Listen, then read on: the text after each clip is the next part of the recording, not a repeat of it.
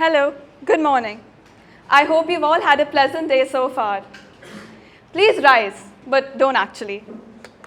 Court is now in session. Except today isn't about a crime. Well, not in the conventional manner at least. It is, however, about us and how we judge each other.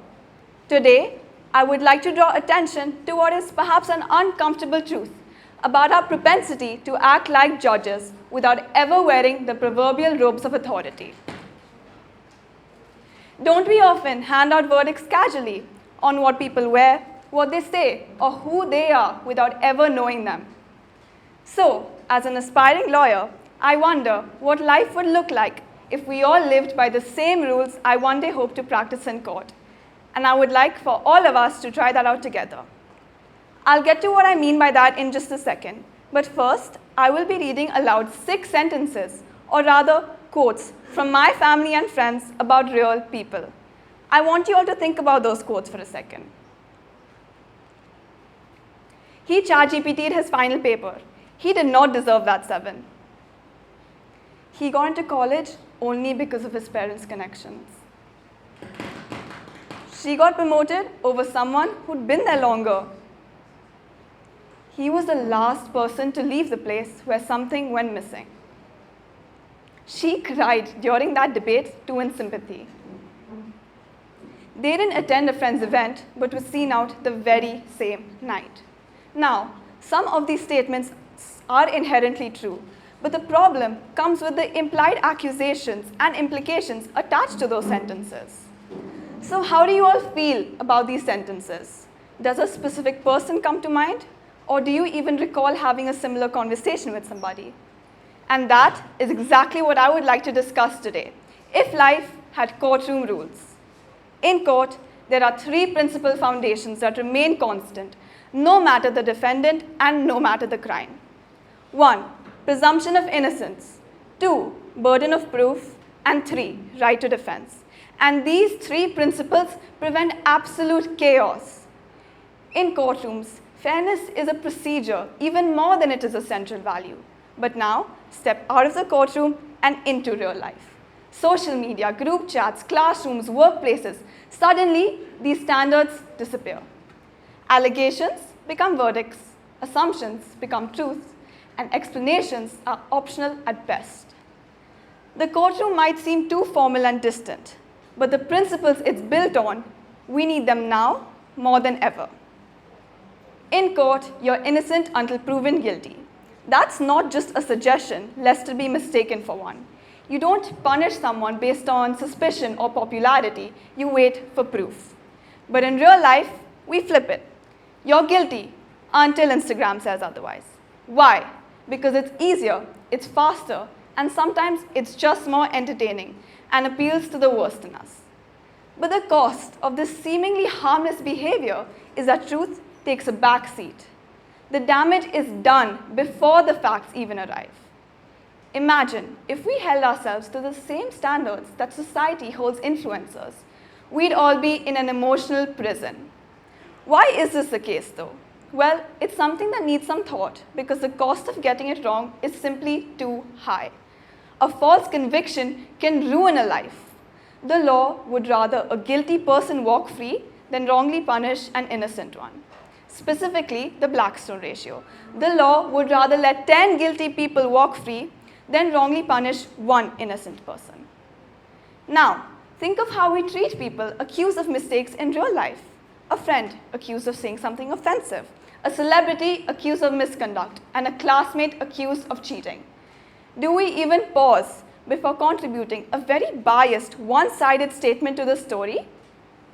Outside court, there are no cross-examinations, just conclusions. And the saddest part is that unlike in court, the accused doesn't even always know they're on trial. So now, I would like to try a quick poll. In just a moment, I will be showing you 2 faces side by side, and I will also give you 2 job descriptions, a Harvard professor and a tractor driver. I want you to just go with your instinct and don't try to overthink the question. Just tell me what you think fits each job description better. So, raise your hands if you think the person on the left is a tractor driver and the person on your right is a Harvard professor. Okay? Now raise your hands if you think the vice versa. The person on your left with the glasses is a Harvard professor, and the person on your right is the tractor driver. So, as expected, most people attributed the Harvard professor to the picture on the left. But why? There were no real clues at all. Just similar faces in slightly different clothing with a pair of eyeglasses, and yet, in those few seconds, we already made a decision. Does anybody know how long it takes to form a first impression? Well, there are a few data points, but a study conducted by Princeton graduates Alexander and Willis shows it takes less than a second.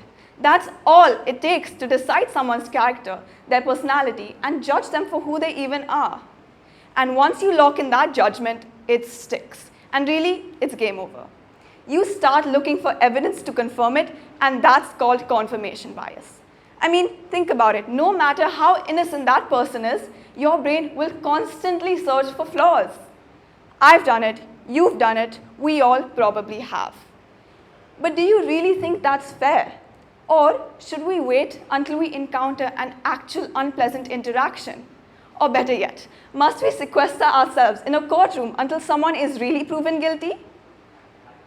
Next, we have burden of proof. In the courtroom, the burden of proof lies with the one making the claim. You don't just get to say they did it and then sit back and relax. You have to prove it. But in our daily interactions, this burden quietly shifts. The expectation often becomes, prove you didn't do it. Now let me give you a practical example.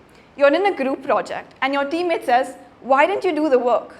You know you did, but suddenly you're the one explaining, justifying, defending yourself. No one asks the accuser, or in this case the teammate, what makes you say that? They just sit back to see how well you handle the pressure. Did you know that prove you didn't do it is actually a fallacy, and that the formal name for it is argument from ignorance? So, then lastly, the third foundation, a right to defense, but somehow always forgotten in our lives. In legal systems, even the most notorious criminals who have committed the most heinous crimes have a right to legal counsel. Why? Because justice isn't about personal feelings, it's about process. The law understands that every situation has layers. But in life, we don't always give this courtesy to people, and we don't always allow them to defend themselves. We love an open and shut case. A quote, a clipped screenshot, a third-hand story is supposedly enough. But imagine being accused of something you didn't even do and then being denied the opportunity to explain yourself later. That's more dangerous than unfair even. The courtroom would never accept silence as proof. So why do we? So, this all sounds simple, right? Well, here's the twist. It is, but there's a big difference between simplicity and ease. The truth? Applying courtroom rules to real life isn't easy. It means slowing down, asking questions, entertaining the possibility that your first impression might be wrong. And we don't like that because certainty is comfortable, but admitting you're wrong, not so much. But that discomfort, that is where the fairness lives. We all judge. It's human, and the brain is actually wired to make quick assumptions about people. It's really a survival mechanism.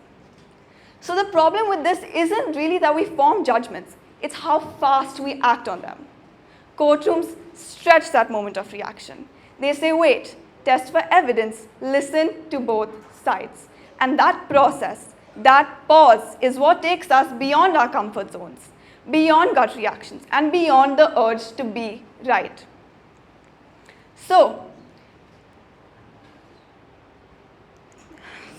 Beyond the urge to be right.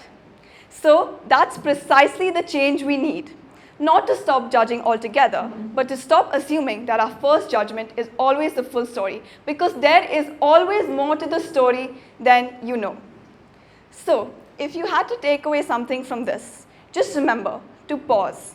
Pause, because fairness and justice, real justice, takes time. It requires listening, reflection, and restraint. And no, we're not all judges or lawyers, but we are definitely all capable of being fair. Now, is this idealistic? Probably. but justice always starts with a concept that seems too ambitious for the current system. Our legal systems are far from perfect, but they're structured to protect people from the worst kind of judgments, the quick kind, the uninformed kind, and the irreversible kind. So, if you have to forget everything else I've said today, then that's fine. But just remember this, 2 minutes. Fairness only needs 2 minutes. 2 minutes to think about the situation, 2 minutes to reflect, and 2 minutes to indulge in believing, genuinely believing in the possibility that you are wrong and that there is more to the story than you know. Because justice isn't only for courtrooms, it's for dinner table discussions and social media. And fairness isn't limited to a profession, but it's a habit that we should all try our very best to follow. So, in the court of life and in the court of people, there are 3 principal foundations that should remain constant, no matter the person and no matter the act. Court is now adjourned. Thank you.